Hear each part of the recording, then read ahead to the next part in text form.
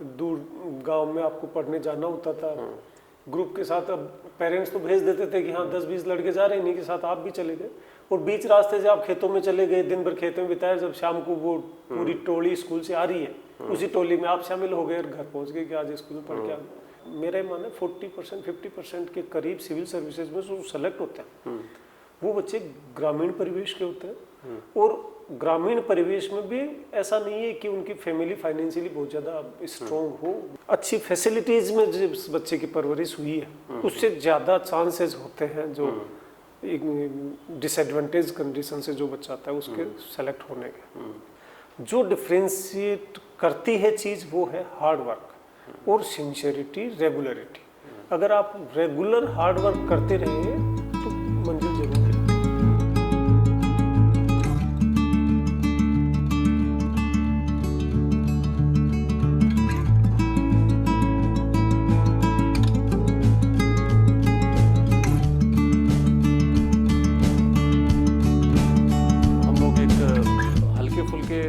बात करेंगे और जो पूरी बातचीत है जो मुझे लगता है कि उसे इनफॉर्मल रखना ही ठीक होगा। हाँ बिल्कुल इनफॉर्मल, क्योंकि हम कोई स्ट्रेटजिक टॉक नहीं कर रहे हैं जी, एक इनफॉर्मल टॉक कर रहे हैं, ताकि बहुत सारे जो स्टूडेंट हैं जो सिविल सर्विसेज की तैयारी करते हैं तो वो उन पहलुओं को भी जान सके जो किसी भी तैयारी करने वाले स्टूडेंट के जीवन में आती है या उसके बाद के उसमें आती है। कल मैंने न्यूज़पेपर में पढ़ा, एक बहुत खुशी हुई कि एक आपने एक बुक लिखी है आशाराम बापू पे। तो मैं तो आपसे ये जानना चाहता हूँ कि आईपीएस ऑफिसर होते हुए, पुलिस की नौकरी करते हुए कैसे इतना समय निकाल लेते हैं पढ़ने लिखने के लिए? जब आप तैयारी करते हैं तभी से आपकी आदत हो जाती है लिखने पढ़ने की। अच्छा। और जॉब के साथ भी जब कभी थोड़ा बहुत वक्त मिल जाता है, जो कि अक्सर हर सर्विस में मिलता है। सर्विस में ये बैलेंस भी जरूरी है, सर्विस के साथ साथ फैमिली बैलेंस या आपके पर्सनल इंटरेस्ट जो है उनको भी आपको थोड़ा वक्त देना चाहिए। तो यूँ ही रूटीन में ही इतना वक्त तो मिल जाता है, उसी वक्त के बीच जब कभी मौका मिला तो कुछ जो केस मेरे द्वारा कभी किए गए हैं कैरियर में उनके बारे में कुछ लिखने की सोची, तो ये बुक भी उसी सिलसिले में लिखी गई। बहुत सारे स्टूडेंट सोचते हैं कि यार एक बार सिलेक्शन हो जाए तो कम से कम किताबों से पीछा छूटे। हाँ ये बिल्कुल, मैं भी यही सोचा करता था कि हाँ ये यूपीएससी का ही अटेम्प्ट दे रहे हैं, इसके बाद कभी दोबारा शायद इन किताबों की तरफ देखने की जरूरत नहीं पड़ेगी। लेकिन शायद उस वक्त तो कंपल्सन में पढ़ना पड़ता है और उसके बाद वो पढ़ना ही आपकी हॉबी भी हो जाती है और आपको पढ़ना लिखना अच्छा लगने लगता है। नहीं, ये बहुत अच्छा है, अगर आप अभी भी पढ़ने लिखने के लिए वक्त निकालते हैं तो ये बहुत अच्छी बात है। और कम से कम ये है कि इससे जो भी आपके एक्सपीरियंसेस हैं वो बहुत सारे लोगों तक पहुंचाने में उससे मदद मिलती है। कल हम लोग जो थोड़ी बातचीत कर रहे थे तो आपने जिक्र किया था कि अपने रूरल बैकग्राउंड के बारे में, जी, जहाँ से आपकी एजुकेशन शुरू हुई, जहाँ से आपकी पढ़ाई लिखाई शुरू हुई, तो कैसा था आपका जीवन शुरू का? मैं टिपिकल रूरल बैकग्राउंड जो होता है, एक छोटा सा गांव से भी छोटे जगह पे अगर अपन जाएं, जिसको हैमलेट की श्रेणी में कहें या राजस्थान में हम उनको ढाणी कहते हैं। अच्छा। 10-20 ढाणी मतलब गाँव? ढाणी मतलब छोटा गाँव। छोटा गाँव। हमारी ग्राम पंचायत भी 4 किलोमीटर दूर है उस ढाणी से। अच्छा। तो प्राइमरी एजुकेशन वहीं हुई थी उस ग्राम पंचायत में। हमारे ढाणी में तो कोई स्कूल था नहीं, तो प्राइमरी एजुकेशन वहीं ग्राम पंचायत पे एक स्कूल था, उसमें जाया करते थे। वो पैदल ही जाना होता था। आपको ऐसा कभी फील हुआ कि यार अपने पास उतने रिसोर्सेज नहीं हैं जितने आमतौर पे शहर के बच्चों के पास में होते हैं? ऐसा कभी आपको फील हुआ? एक्चुअली जब छोटे थे, बचपन में जब स्कूलिंग हुई, चाहे वो प्राइमरी एजुकेशन हो या फिर वो हायर स्कूल की एजुकेशन हो, तब तक तो करियर के बारे में बहुत कुछ सोचा नहीं। ऐसा सोचा ही नहीं। तब तक तो ये था कि ये क्लास है, हाँ ये क्लास पास हो गए, अब अगली क्लास में आ गए, यही चलता रहा। स्कूल से निकलने के बाद जब कॉलेज में गए तब तक भी करियर के बारे में फाइनल ईयर तक आते आते बहुत ज़्यादा सिंसियरिटी करियर को लेकर नहीं थी। तब तक भी यही था कि हाँ ये क्लास अच्छे मार्क्स से क्लियर करें, अगली क्लास में जाए, बाकी जो रूटीन में स्कूल कॉलेज में जो बच्चे का जो जीवनचर्या होती है वही चलती रही। करियर के बारे में जाके थोड़ा सा सिंसियरिटी आई, फाइनल ईयर में जाते जाते सोचने लगे कि हाँ अब हमें करियर बनाना है। उस वक्त तक कहीं ना कहीं कॉलेज एक ऐसा माध्यम था जिसने उस कॉलेज ने शहर और ग्रामीण का जो डिफरेंस था वो शायद 3 साल कॉलेज में रहते रहते वो गैप खत्म सा हो गया था। तो कभी इस चीज का एहसास हुआ नहीं कि कहीं ग्रामीण क्षेत्र और शहरी क्षेत्र में कोई फर्क हो। लेकिन हाँ, अब भी मैं हिंडसाइट में सोचता हूँ, इंट्रोस्पेक्ट करता हूँ, तो जरूर ये चीज सामने आती है कि हाँ, कहीं ना कहीं रूरल बैकग्राउंड और शहरी बैकग्राउंड में बच्चे को जो इनिशियल इनपुट दिया जाता है, एजुकेशनल इनपुट दिया जाता है, उस इनपुट का डिफरेंस जरूर रहता है।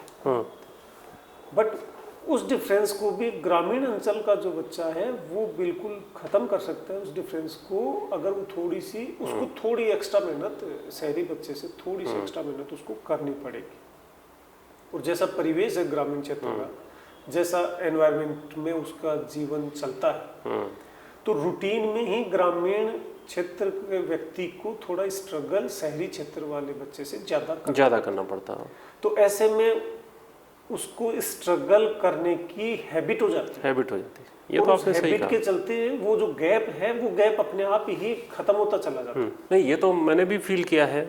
मेरी भी जो बचपन की पढ़ाई है वो गाँव में हुई, और आज भी मैं जो रूरल एजुकेशन के कुछ प्रोजेक्ट्स हैं उससे जुड़ा हूँ।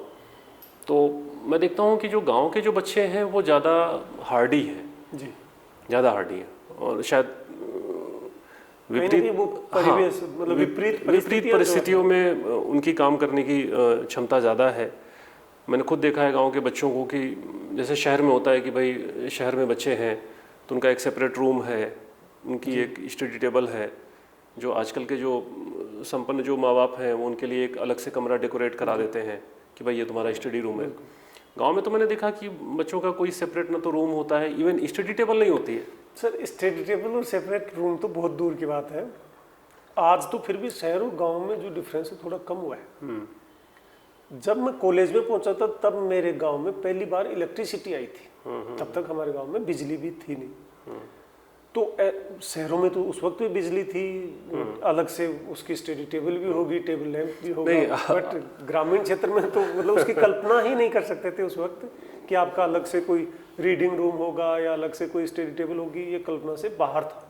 आज अगर अपन देखें पिछले 15-20 सालों में जो डेवलपमेंट हुआ है, हर गांव तक लगभग इलेक्ट्रिसिटी पहुंची है, हर गांव तक नेट कनेक्टिविटी पहुंची है। तो जो नॉलेज बेस या जो रिसोर्सेज शहर में है, लगभग कम्पिटिटिव रिसोर्सेज अब गांव तक भी पहुंचे। मैं इलेक्ट्रिसिटी से मुझे याद आया कि मैं भी बचपन में गांव में था, तो पढ़ने के लिए वो एक लैंप हुआ करता था, केरोसिन ऑयल का लैंप, मिट्टी के तेल का वाला लैंप, मिट्टी तेल का लालटेन जिसको बोलते थे। हम लोग हमेशा ये मनाते रहते थे यार ये मिट्टी का तेल जल्दी से खत्म हो जाए और अंधेरा हो जाए, पढ़ना और घर में जाके कहें कि अब तो मिट्टी का तेल खत्म हो चुका, अब तो अपन पढ़ नहीं सकते, अंधेरा हो गया, सो जाते। तो कभी आपका भी ऐसा कोई इसी तरह का सा ये सोचा करते थे। एग्जाम जब आती थी तो एग्जाम से जस्ट पहले वो मिट्टी का तेल की जो आप बात कर रहे हैं लैंप जलाने के लिए, मैं ये बात कर रहा हूँ प्राइमरी एजुकेशन के टाइम की, क्योंकि 6th ऑनवर्ड्स तो मैं हॉस्टल में चला गया था, नवोदय विद्यालय में।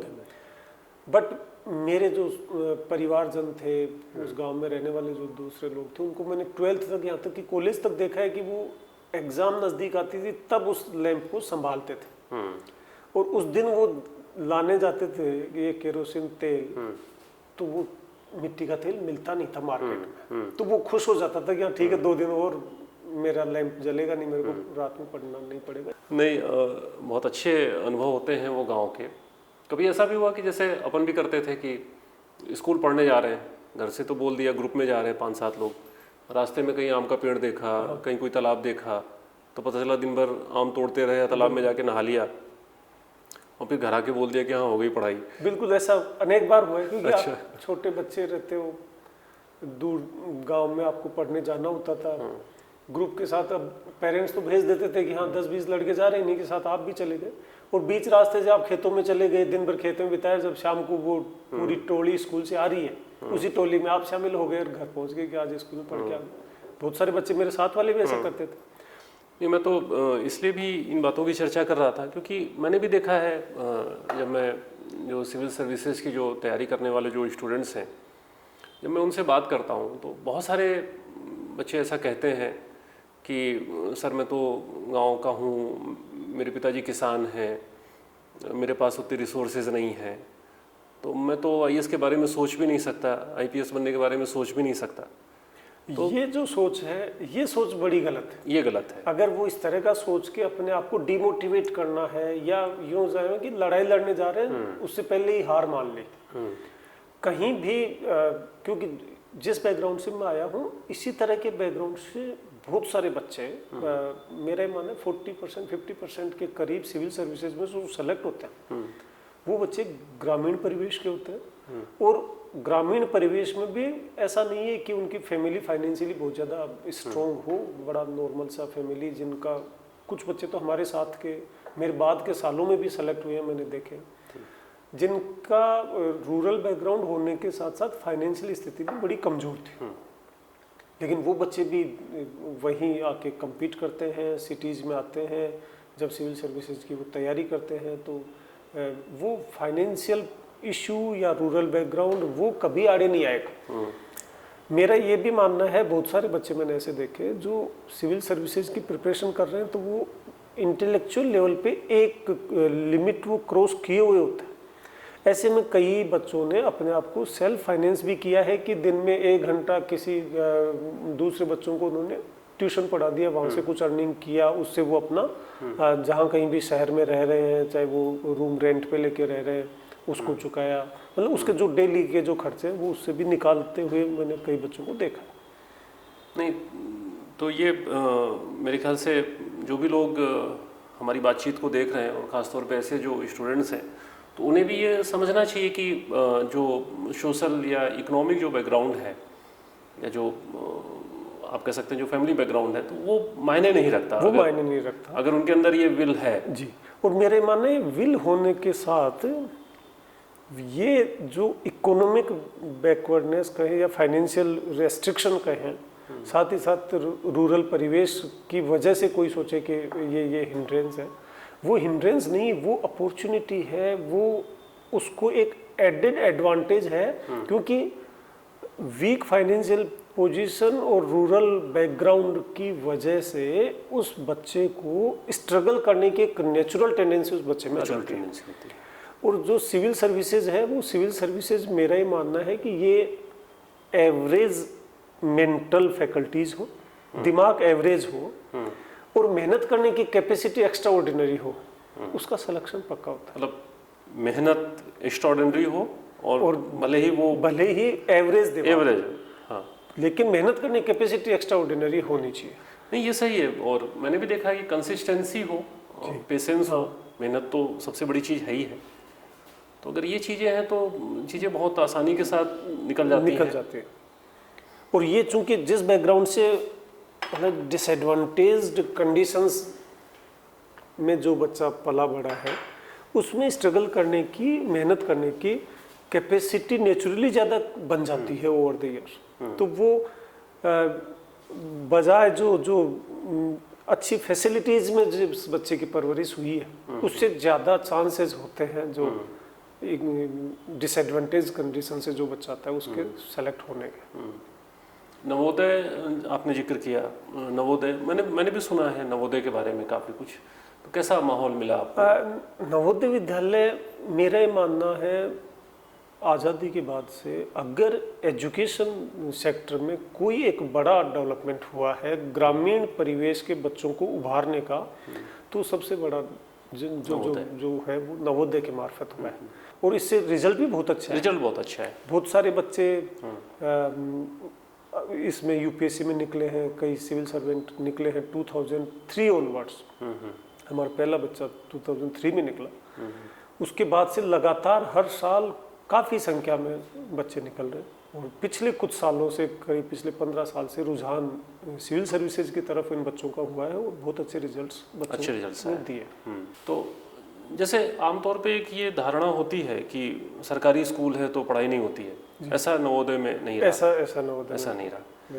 तो काश अगर भारत के अगर बाकी जो सरकारी स्कूल हैं, खासतौर पे ग्रामीण परिवेश में, अगर वो भी अगर और बेहतर हो जाए तो मेरे ख्याल से बहुत सारे आईएएस आईपीएस ऑफिसर्स वहाँ से निकल सकते हैं। तो आप जिस ग्रामीण परिवेश से बाहर निकले और इस मुकाम तक पहुँचे, तो आपके मन में कभी ये ख्याल आया कि अपन कुछ करते हैं उनके लिए, उन बच्चों के लिए जहाँ से हम निकल के आए हैं? जब मेरा जॉब लग के मैं किसी मुकाम पे पहुंचा तो मैंने जब इंट्रोस्पेक्ट किया तो देखा कि यहाँ तक पहुंचाने में कहीं ना कहीं इसी सोसाइटी, इसी समाज का योगदान है कि without expenditure of a single penny, बिना 1 रुपए की कॉस्ट के मैं पढ़ लिख के अगर यहाँ तक पहुँच गया तो अब मेरी जिम्मेदारी है कि मैं समाज को वापस कुछ दूँ। बड़ी बात है।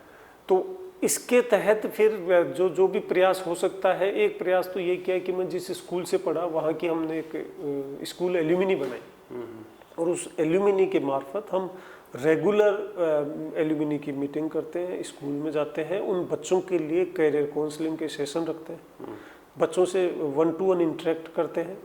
और हमने स्कूल में तो ये कर रखा है कि जो बच्चे जिस फील्ड में कहीं ना कहीं एक सक्सेसफुल होने का किसी के पास जो कोई भी सर्टिफिकेट अपन देते हैं कि ये इस सेक्टर में सक्सेसफुल, ये इस सेक्टर में सक्सेसफुल, उनको एक एक बच्चे के साथ स्कूल में पढ़ने वाले बच्चे के साथ 1-to-1 उनको जोड़ दिया गया। तो वो पूरी तरह से उनको गाइड करता रहता है। ग्रामीण स्कूल जो है, गांव की जो मेरी जो बचपन की स्कूल है, सेम वही पैटर्न मैंने मेरी गांव के स्कूल में बनाया। अच्छा। तो उन बच्चों को शुरू से ही हम गाइड करते रहते हैं। उसका रिजल्ट फिर मैंने देखा कि मेरे को इस सर्विस में आए 15 साल हो गए और इस 15 साल के बाद जब मैं पीछे मुड़ के देखता हूँ तो मेरे गांव के आसपास, गांव में और गांव के आसपास और मेरी स्कूल के बहुत सारे बच्चे सिविल सर्विसेज में निकले, चाहे वो यूपीएससी हो या स्टेट की हमारी आरपीएससी हो। नहीं, बहुत अच्छा प्रयास रहा आपका और मुझे लगता है कि अगर आप जैसे लोग, अगर सभी लोग अगर ऐसा सोचने लगे तो शायद बहुत सारी चीज़ें बदल सकती है। जो कई बार ऐसा होता है कि हम एक कॉमन एक परसेप्शन बना लेते हैं कि नहीं यार अब तो कुछ हो नहीं सकता जी।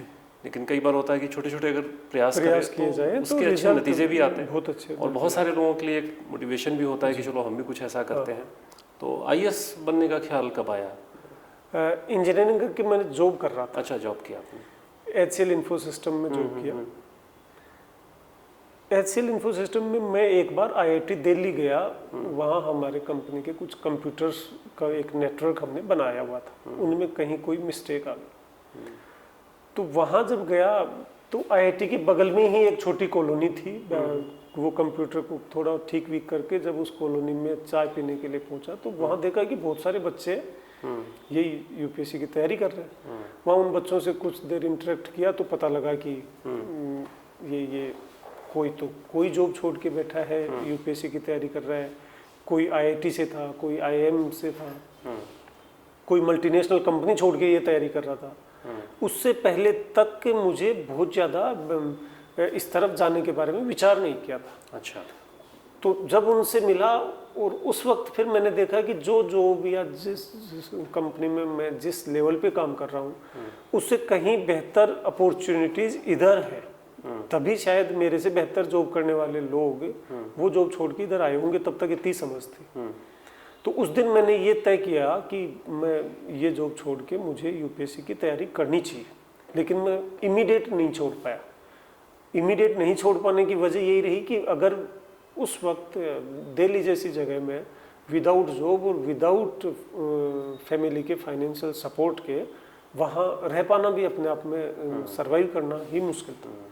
तो वो कुछ समय मैंने फिर एक जॉब के बाद दूसरी जॉब C.DOT में करी, फिर भारत इलेक्ट्रॉनिक्स लिमिटेड में करी, जहाँ मैंने ये इलेक्ट्रॉनिक वोटिंग मशीन की डिज़ाइन टीम पे भी काम किया। वहाँ से मैं DRDO में गया और DRDO के बाद मेरा इंडियन इंजीनियरिंग सर्विसेज से इंडियन रेलवेज में हो गया। तो मैंने रेलवे ज्वाइन करके वहाँ से फिर मैंने लीव लिया, लीव विदाउट पे रह के मैंने फिर तैयारी शुरू की यूपीएससी की। तो जॉब करते समय तैयारी को कैसे मैनेज किया? मतलब मुश्किल तो आती होंगी? मुश्किल आती है जॉब के साथ ये काम करने में, तैयारी करने में भी। तो जॉब के साथ आप ये तो कर सकते हैं कि इनिशियल बेस बनाने तक तो आप जॉब के साथ करीब साल भर तो बेस बनाने में आपने उससे पहले कभी यूपीएससी के बारे में सोचा नहीं था। तो जॉब करते समय साल भर तो मैंने जॉब के साथ ही तैयारी की, बेसिक्स तैयार की। लेकिन उसके बाद इसमें फुल टाइम आपको लगना पड़ता है, कंप्लीट जॉब के साथ रहते रहते इसकी तैयारी नहीं हो सकती। उसके बाद फिर मैंने जॉब से छुट्टी लिया, छुट्टी लेके फिर साल भर तैयारी की, तो मेरा फिर सिलेक्शन रेवेन्यू सर्विस में हुआ। और फिर रेवेन्यू सर्विस के बाद दूसरे साल फिर तैयारी की तो इंडियन पुलिस सर्विस में हो गया। तो कभी ऐसा भी मन में ख्याल आया कि यार मैं तैयारी तो कर रहा हूँ, मेरा सिलेक्शन नहीं होगा, कभी ऐसा भी लगा?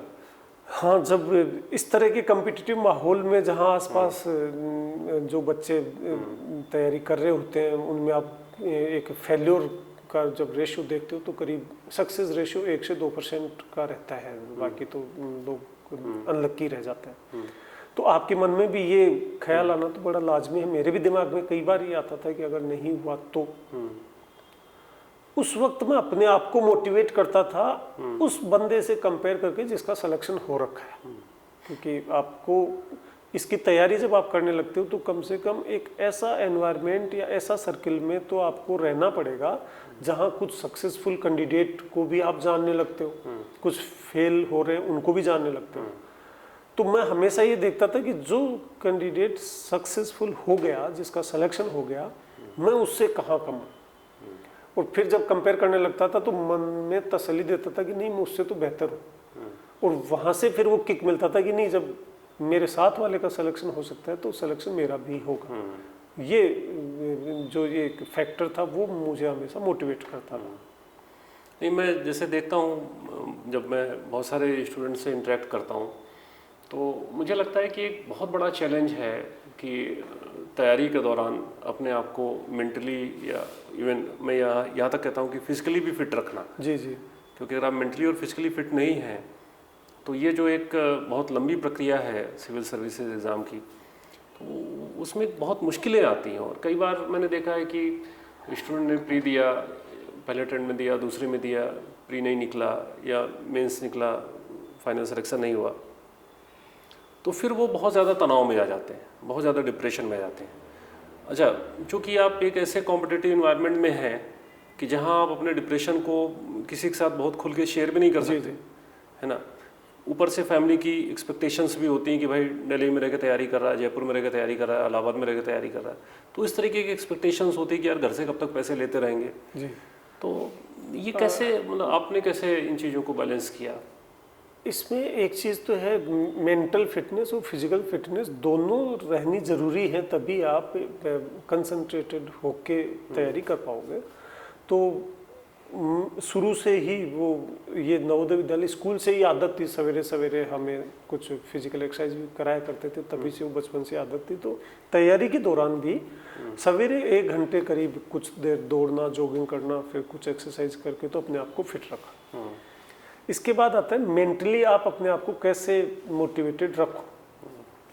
तो यूपीएससी का एग्ज़ाम फेजेस में होता है, साल भर में प्रोसेस पूरी होती है, 3 स्टेजेस में एग्ज़ाम है, प्रीलिम्स हुआ, फिर आपका मेंस हुआ, फिर इंटरव्यू। तो आपको एक टारगेट सेट करना है कि हाँ अब मैं प्रीलिम्स दे रहा हूँ, इतने दिन बाद मेरा प्रीलिम्स का एग्ज़ाम होना है। प्रीलिम्स का जो ही एग्ज़ाम हुआ तो आपके पास मेंस के लिए बड़ा लिमिटेड सा टाइम बचता है, तो आपको अपना एक टारगेट समय के साथ बनाना पड़ता है। और उस टारगेट को मैंने जो किया वो तो यही किया कि हाँ इतने समय में मेरे को ये इतना कोर्स कर लेना है, इतना सिलेबस कर लेना है, और उसको फिर और माइन्यूटली डिवाइड किया कि हाँ मेरे को इतने दिन में ये कर लेना है, इस वीक इतना कंप्लीट कर लेना है। तो वो छोटे छोटे टारगेट सेट किए, और वो जो टारगेट अचीव होते गए कि मेरे को इस वीक इतना करना है, उतने वीक में अगर वो काम हो गया तो वहाँ से फिर आपको किक मिलता था कि हाँ मैं बहुत जल्दी मेरे टारगेट्स अचीव करता जा रहा हूँ, तो जो मेन टारगेट है वो भी मुझे मिल ही जाएगा। एक तो ये मोटिवेशन और या डेडिकेशन, कंसंट्रेशन, ये सारी चीज़ों का मिक्स जो कहें तो एक तो यहाँ से मुझे किक मिलता था। दूसरा, और वो जो भी नए एस्पिरेंट्स हैं, जो नए बच्चे तैयारी कर रहे हैं, उनके लिए भी मैं ये कहना चाहूँगा कि यूपीएससी से में सेलेक्ट होना ही एकमात्र मंजिल नहीं हो सकती, लेकिन ये तय है, जो कि मेरा अनुभव बताता है, मेरे साथ के बहुत सारे बच्चे जो सेलेक्ट नहीं हो पाए, यूपीएससी की अगर आप तैयारी कर लेते हो तो यूपीएससी की तैयारी करने मात्र में आप इतना सब कुछ सीख जाते हो कि आपका यूपीएससी में सिलेक्शन नहीं हुआ, उसके बाद आप पर्सनल प्राइवेट सेक्टर में या अपना व्यक्तिगत जो कोई भी सेक्टर में जाके आप काम शुरू जब करते हो तो वो यूपीएससी की तैयारी आपको इतना इनपुट दे चुका होता है कि आप जिस सेक्टर में भी जाओगे वहाँ एक्सेल करोगे। तो एकमात्र जब अपन इसकी तैयारी करते हैं तो सिर्फ ये नहीं हो सकता कि एकमात्र मंजिल यही है। हाँ वही, लेकिन ये तय है कि इस मंजिल की आपने तैयारी करी, ये मंजिल आपको नहीं मिली तो भी समाज में अनेकों सेक्टर ऐसे हैं, कुछ बच्चे एनजीओज में गए और उन एनजीओज का आज बड़ा नाम है, वो बड़ी अच्छी पोजीशन पे पहुंच गए। तो कहीं ना कहीं आपको एक अच्छा करियर जरूर मिलेगा अगर यूपीएससी में सेलेक्ट ना भी हुए तो मन में ये था कि हाँ ठीक है, मेरे से जितना बन पाया मैं ईमानदारी से पूरी कोशिश करूंगा अपनी तैयारी करने की, उसमें कोई कसर नहीं छोड़ूंगा, जितनी कैपेसिटी मुझ में है। फिर भी अगर सिलेक्शन नहीं हुआ तो भी जीवन में प्रोग्रेस के रास्ते बंद नहीं होते, दूसरे रास्ते दिखेंगे। तो ये चीज़ दिमाग में रही। नहीं, ये बात मैं इसलिए भी उठा रहा था आपसे कि क्योंकि अखबार पढ़ते हैं अपन, तो इधर बीच में देख रहा हूँ कि खासतौर पे जो स्टूडेंट्स हैं, चाहे वो सिविल सर्विसेज को हो या बाकी कॉम्पिटिटिव एग्ज़ाम्स की तैयारी करने वाले हों, इवन वो हाई स्कूल इंटर में पढ़ा रहे हों, तो आप देखते हैं कि बहुत ज़्यादा डिप्रेशन के इश्यूज़ हैं, इवन सुसाइड के इश्यूज़ हैं, और इस पर कोई बहुत खुल के बात भी नहीं करता जी। ठीक है, आप उसको एक खबर के रूप में देख लेते हैं कई बार। तो ये इश्यूज़ बड़े इंपॉर्टेंट है। तो मैं भी कई बार स्टूडेंट की काउंसलिंग करता हूँ कि आप ये मत सोचो कि यार आईएएस नहीं बने, आईपीएस नहीं बने तो लाइफ में कुछ नहीं है। जी जी। तो वो चीज़ कैसे उन तक ये कम्युनिकेट की जाए?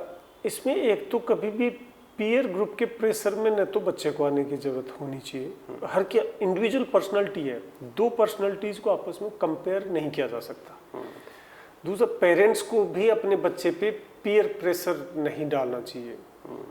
और तीसरा, जब आप तैयारी कर रहे होते हैं तो आप ये मान के चलिए कि जिस दिन आप एग्जाम देने जाओगे उस दिन आपके साथ जो उस एग्जाम में बैठे हैं सब आप जितना ही मेहनत करके यहाँ तक आए, परीक्षा वाले दिन आप कितने लक्की हैं। हो सकता है मैंने आपने साथ तैयारी किया था, किसी एक सब्जेक्ट का एक टॉपिक मैंने बहुत अच्छा पढ़ लिया, आपने वो टॉपिक पढ़ा ही नहीं और वही टॉपिक आ गया, तो मैं आपसे ज़्यादा लक्की हो गया उस दिन परीक्षा देने। तो ये तैयारी के बाद उस दिन एग्ज़ाम वाले दिन, इंटरव्यू वाले दिन आप कितने लक्की हैं, ये बहुत बड़ा फैक्टर है। तो कभी भी ये नहीं सोचना चाहिए तैयारी करते समय कि मेरा सिलेक्शन नहीं हुआ तो मैं दूसरे से कमज़ोर हो गया, या मेरा सिलेक्शन नहीं हुआ साथ वाले का सिलेक्शन हो गया तो अब मैं क्या करूं। आप ये देखिए कि उस दिन आप लक्की नहीं थे, बस अब उस दिन लक्की नहीं थे, लेकिन आप हमेशा अनलक्की नहीं हो सकते।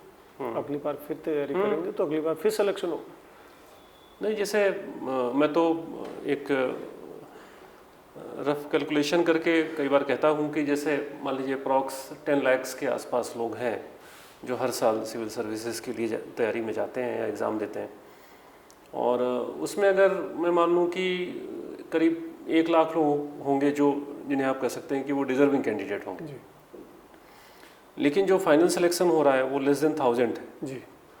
तो कुल मिला के अपन ये कह सकते हैं कि भाई जो सिलेक्शन का जो रेशियो है वो डिज़र्विंग कैंडिडेट्स के बीच में लेस देन 1% जी। तो ये चीज़ ही अपने आप में शो करती है कि अनसर्टेनिटी है, अनप्रेडिक्टेबिलिटी है, कि भाई 100 में से 1 से भी कम प्रतिशत का सिलेक्शन होना है।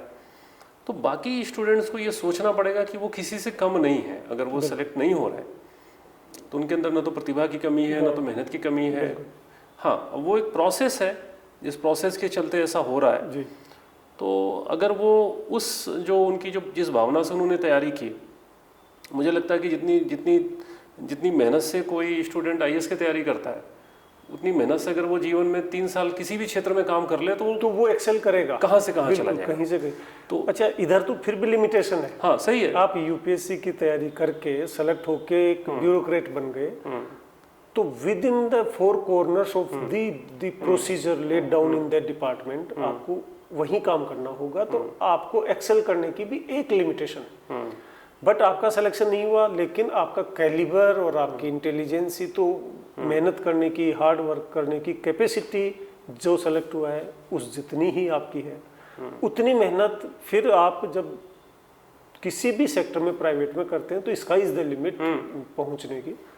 जो भी स्टूडेंट्स हैं उनको दिमाग में रखना चाहिए कि एक ऑल्टरनेट हमेशा रहता है। बिल्कुल, आप मेहनत करने की क्षमता है तो विकल्प हमेशा आपके सामने है। तो कम से कम ये है कि ऊपर वाले ने एक जीवन दिया है, तो उसे ये ना समझे कि यार अपन आईएएस नहीं बने तो ये जीवन का क्या अर्थ है। जब आप यूपीएससी की तैयारी कर रहे होते हैं उस वक्त आपको हर सेक्टर का बड़ा डिटेल स्टडी करना पड़ता है, और वो स्टडी अपने आप में आप सेलेक्ट हुए नहीं हुए वो दूसरी चीज़ें, मान लीजिए आप सेलेक्ट नहीं होते हो तो भी आपने उस सेक्टर विशेष में इतनी पढ़ाई कर ली होती है कि आप उसी सेक्टर में जाके अगर अपना खुद का काम करना शुरू करते हैं तो आप बहुत आगे तक जाते हैं, दूसरे लोगों से मच बेटर कर पाते हैं।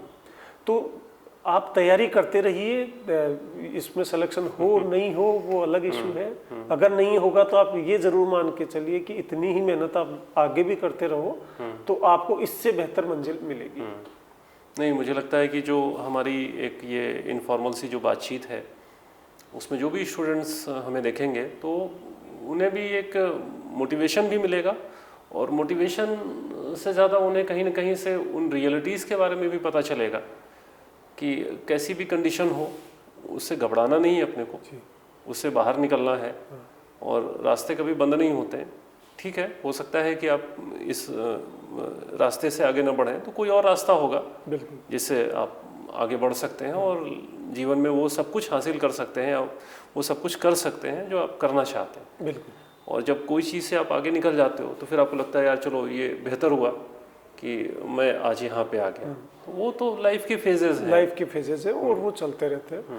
और एक चीज़ और है जो उस समय जब तैयारी कर रहा होता है बच्चा, तब दिमाग में आती है, आपके भी अनेक बच्चों के दिमाग में ये चीज़ आएगी, जिसका सिलेक्शन नहीं होता उसको ये लगता है कि जिसका सिलेक्शन हुआ है वो तो पता नहीं कोई अलग स्पीसीज है, कोई उसको अलग ही कोई एनवायरनमेंट मिला होगा, अलग एजुकेशनल बैकग्राउंड रहा होगा, पेरेंट्स ने अलग परवरिश करी होगी।